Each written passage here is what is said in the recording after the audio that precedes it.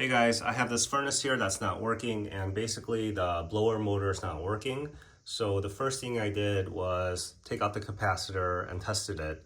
And these things are usually rated for plus or minus 5%. This one was right at minus 6%. So I didn't think this was a problem, but I also didn't know how old this is and how long it's been in there.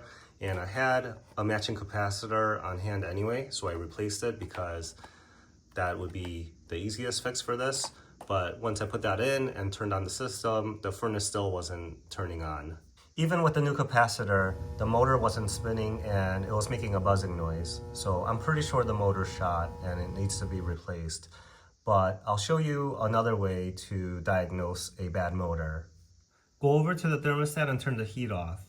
Switch the fan from auto to on. Now over at the furnace, you can bypass your door switch by putting a piece of tape on it and turn your multimeter to your AC voltage and check for 120 volts between your white and the terminal on your board for your heater's fan speed. If you get a reading of 120 volts, that means your board's sending power to the fan, but the fan just isn't working. So now I'm really confident that the motor is gone bad, so I'll replace it and I'll start taking it out by getting these wires free. You could take out the wires going to the capacitor. And for this furnace, it looks like there's 4 screws up here that I need to take out, and I could take out the whole blower assembly. I got the motor out, and what you want to look for is this model number here. It starts with the 5 and it goes all the way to this S here.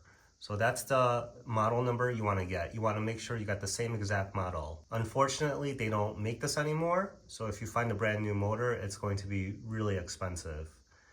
You could also get what's known as a rescue motor, which is a universal compatible motor. In that case, you want to match up your RPMs and your rotation and make sure it's a replacement for this model. You may have to get a mounting adapter or a belly band.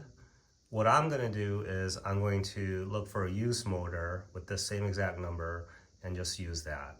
I think it's the easiest way to do this type of repair. The new motor came in, so in order to put this in, I got to transfer over all the mounting hardware onto this. The new motor is in and it's wired up, so I'm going to close this up and turn it on.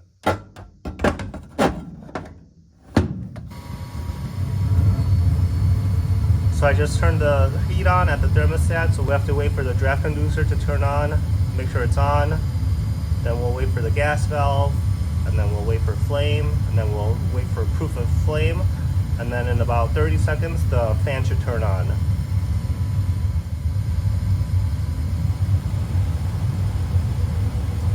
The fan just turned on, so the fix is complete.